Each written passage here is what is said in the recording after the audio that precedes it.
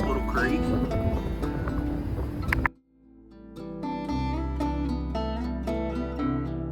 Well, that is another side of YouTube that the viewers don't really see that often.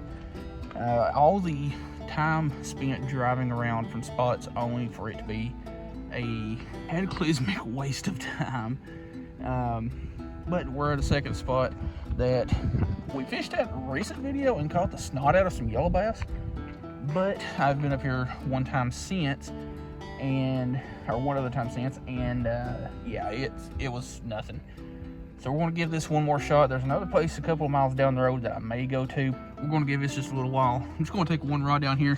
I thought about dragging some bass rods down there, or a bass rod, but all the driving around that I've done today, I really don't feel like dragging a bunch of crap with me. So anyway, let's get rigged up with some ultralight stuff, see if we can catch a fish.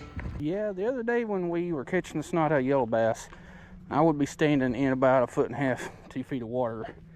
So it is come down dramatically, which sucks because it's a lot snaggier too. Hey, it's a game warden.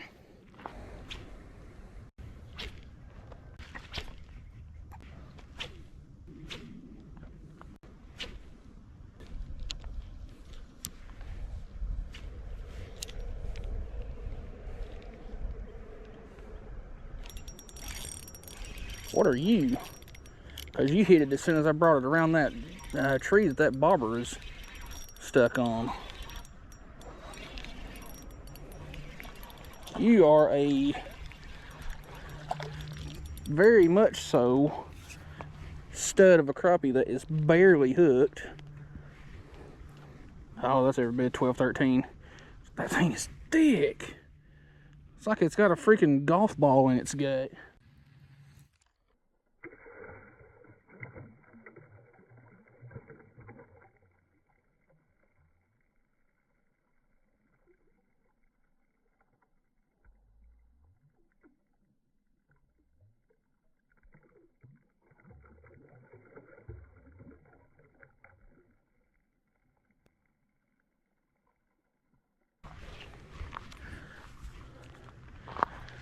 That was refreshing because we have been here for about 20 minutes and that was the only connect we've had. There's been a lot of casting to no avail. See if there's another one over there on next to that log. Yep.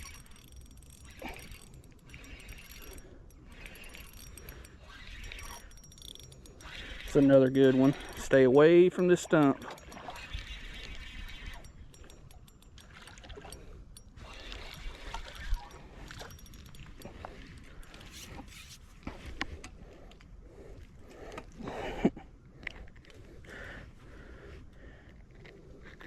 Alright, well, I know you ain't hooked that good.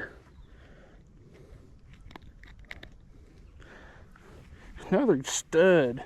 That one's probably closer to about 12, but man, that thing's got some shoulders on it. Very much so a eater size, but I did not bring my bucket down here. I did not have any plans of catching, anything of decent size, so I just didn't bring my bucket with me. Oh well.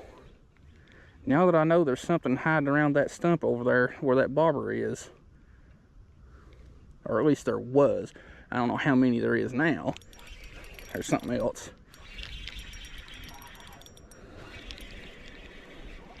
I'm gonna keep it down in the water since that vehicle's coming around the road. Little yeller. And these things are already chewing up this Berkeley gulp. That's a fun size one. Like that one took off like a little rocket compared to those crappie.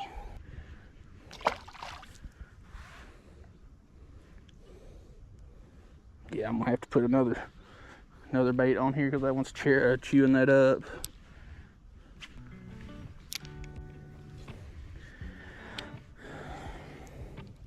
Yep, that one's gonna have to go. That's why I don't like using jig heads with collars on them. They just tear up the baits way earlier than they should.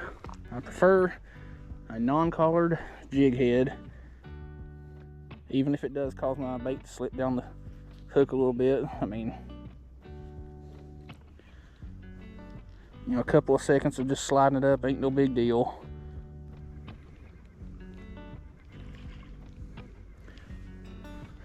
There's something over there chasing shad. Probably big yellow bass, because they're a lot more out there when it comes to busting on shad. Crappie usually don't do that. At least I've never seen crappie bust the surface chasing shad.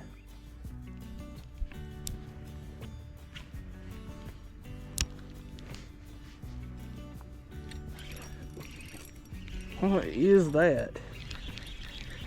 If that hit it on the fall, whatever it was. Jeez. Jeez. You're just barely hooked too. Well, actually you hooked pretty good. Jeez, look at that freaking warmouth. Thing is a chunk. Let's get that one back. Try to do that again. Well, that's brightening up my spirits a little bit. Because, like I said, I drove to another spot, which is about 40 minutes from where I live. And then this is, you know, about 10 minutes down the road from that. And I reluctantly came here because the last time I was here, which was after the yellow bass slaughter, I fished this for about 2 hours and nothing. Oh, shoot. So, driving around, not catching anything, coming to a spot that I didn't catch anything at the last time. Yeah, spirits wasn't exactly high, so I left my bucket at the vehicle. Oh, darn it. Something has hit it twice, just this side of that treetop, and then something just busted right over there.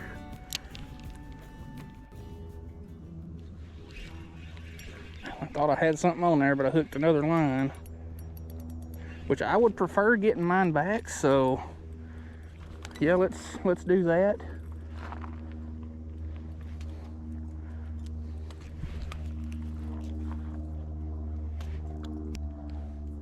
Well, I can't say anything. They didn't know, that person that had that line stuck out there didn't know they were going to get snagged and broke off. Doesn't mean I ain't a little bit frustrated now.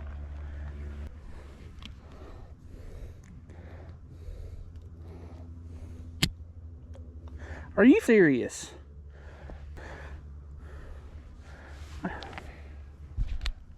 I just clipped all the way through the freaking hook shank of that jig head. And in case you're wondering what these jig heads are, they're just a cheap little eagle claw swim bait head.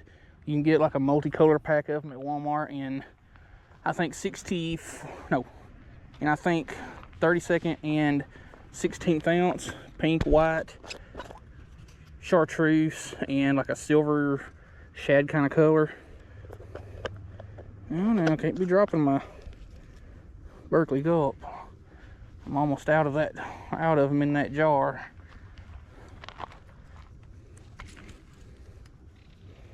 But if I'm fishing in a place like this that I know I'm got a good chance of snagging, I prefer using my junkier jig heads, if you want to call it that. I mean, they're not terrible jig heads. They, you know, they look halfway decent, but they're not my favorite ones. And I will say one thing for sure, it was kind of cool when I got here. Gotta get them sleeves up. Also looks like it's about to start piss pouring down rain, so there really ain't no telling how long we're going to get to fish.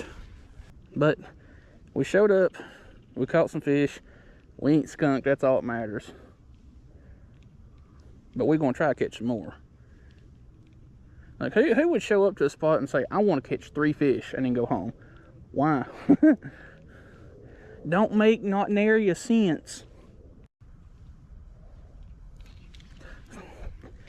I either snagged into something or something finally bit that, but I have set the hook so many times today, but nothing was there because I'm running into shad so much. None of them are big either. They're all real tiny little shad, but you can definitely feel your line and your jig head running into them because it just kind of feels like you're dragging it over something. Oh, there was one. Missed it too.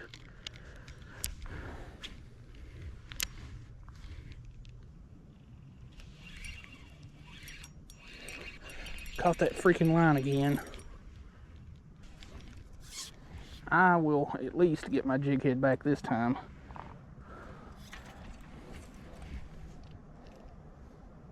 How did I manage to tie a knot like that in slack line?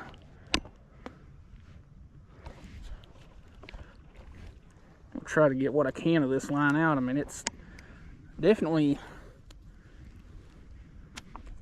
There we go. Something broke off of it.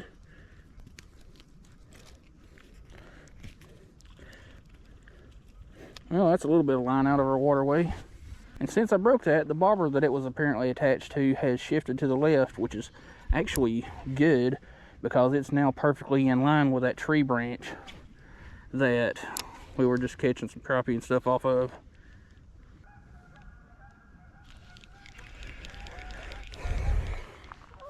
There's apparently a little wolf pack of bluegills about the end of this tree, which is maybe 15-20 feet out.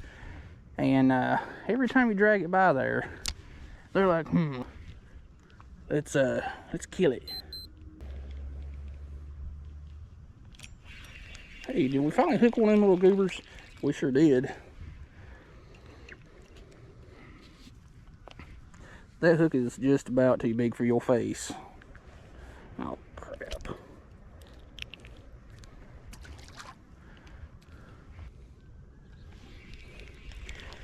Well, I figure I might as well talk about the rod and reel and all that stuff. This is a Daiwa Presso. It's supposed to be a 6.6 ultralight fast, but now it's more like a 6 foot or 6.2 ultralight fast.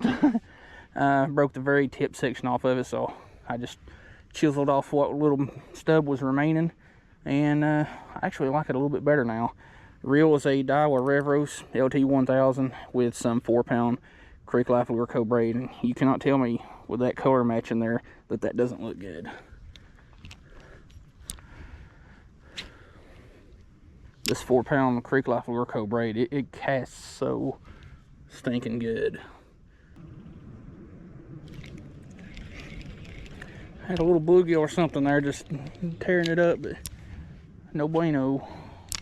I want to give this just a couple more minutes just because it's a little after 6 o'clock now, and I've got about an hour drive back home, and I'd like to get this video edited if I can turn it into one.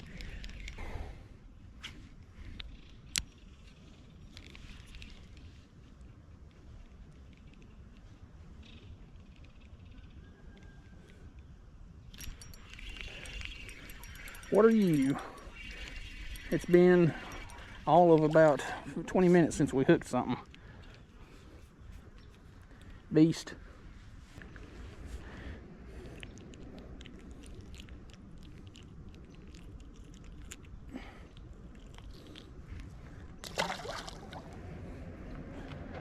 Well, it appears that they have left that stall, but the crappie and the warmouth were on. Still getting a couple of hits here and there, but too small. Well, apparently nothing is alive down here in the back end of this little pocket. Of course, it is about 2 millimeters deep, but we're going to work our way back down where we were, harass the little bobber stick for a few minutes, and then work our way on back toward the boat ramp and call our quits. It would be nice to get a couple of more fish, but I'll take what I can get because footage is footage.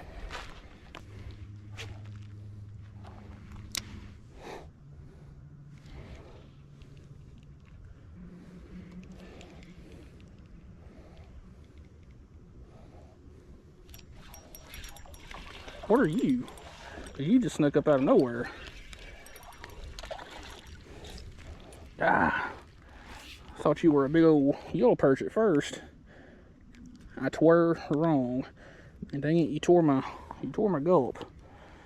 Fun size warmouth sunfish. Yeah, that one showed up out of nowhere because like usual, I was looking down here, and then that one, he neeked up on me. And if I'm a little bit quiet, it's because there are people down from me fishing, and they probably don't want to hear some dude talking to himself. Can't say I blame them. I'm down to 2 Berkeley Gulp left in this jar right here. Fortunately, I've got another full bottle of the chartreuse ones, because lately that's been my favorite. Even though the smelt color ones, which is my second favorite, mimics the color of shad and tiny little bait fish a lot better than the chartreuse does. But considering we're in a little bit lower light situation, I'm going to stick with the chartreuse. Oh, dang it. There was something large just T-boned it right there, but apparently they only got the tail. Could have possibly been a skipjack or just a really big yellow bass, but skipjack usually don't run in water this shallow unless there's a shitload of shad, and there ain't nearly as much shad as there was.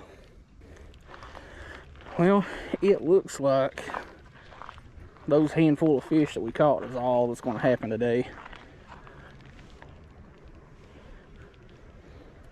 You know, this spot here has been hard to fish for a while, at least since that slaughter that we put on the yellow bass. But then we also had water that was about 2.5–3 foot deeper, so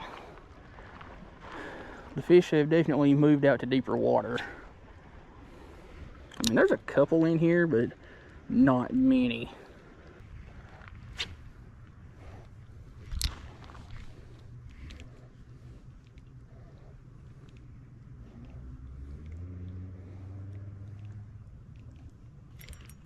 Fish. I want to loosen my drag a little bit because I don't want to lose this fish, and this is only 4-pound braid.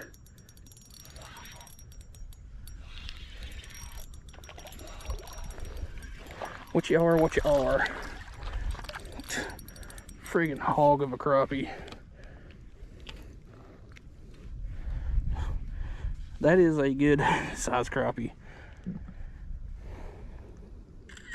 If I knew that I was going to have at least 3 crappie that size, I would have definitely brought my bucket down here. Next time, it will be with me. And you know, it kind of confirms my theory. Well, not really confirms it, but leads me to think more too, that these crappie are starting to move up shallow definitely to spawn, because it is unusually warm for this time of year. And like the last several crappie videos we did, they were all super shallow, like within, you know, just a couple feet of the bank and in 2 foot or less of water. And I'm sure out there around where that bobber was at the first little, or a couple we caught, it's a little bit deeper, but still this whole pocket right here is really no more than about 4 feet deep. And I know where that last crappie we just caught, it was no more than about 1.5 to 2 feet. So they definitely could be moving up shallow to spawn. You know, that warmer water temperature and stuff like that definitely could trigger them into spawning a little earlier.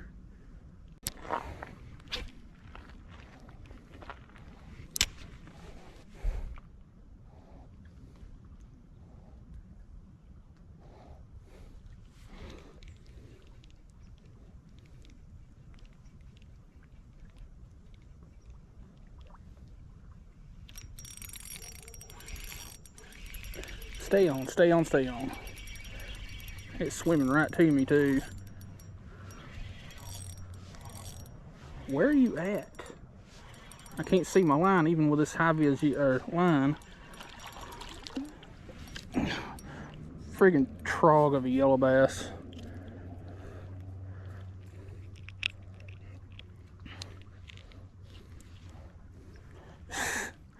That's every bit of 8–9 inch yellow bass. That was a fun size on this ultralight. Let's get it back. And you know what? We're going to go ahead and call it quits while we're ahead. I think I've got enough I can turn into a video there, but man, you got to take what you can get sometimes. Well, while I've got a little bit of light left, I figured I'd go ahead and get my outro done, because I probably ain't gonna be here a whole heck of a lot longer. It's like 6:30, 6:45, and there we go with my GoPro battery. It's like 6:30, 6:45, something like that. And yeah, it's been a really slow day. A lot of driving around for almost nothing. I mean, we caught fish, we did get skunked, so that's all that matters. But anyway, if you like the video and like the content I'm putting out, check out all the links in the video description. The very top one's my channel membership link. You can sign up there and get early access to videos, before the public does. Everything below that will be affiliate links to a couple of different brands, Mule Fish and Creek Life Lure Co. and Discount Tackle. So anytime you buy something through those links, it helps the channel out. And below that will be, other relevant stuff if I include it. Probably the channel socials, like Facebook page for the channel and Instagram. So while I'm thinking about it, anytime you're cruising through my Instagram page and you want to buy some stuff that I use in videos, there will be a Linktree link in my bio on Instagram. You can buy stuff through there, and it goes to help out the channel too. So anyway, hope you like the video.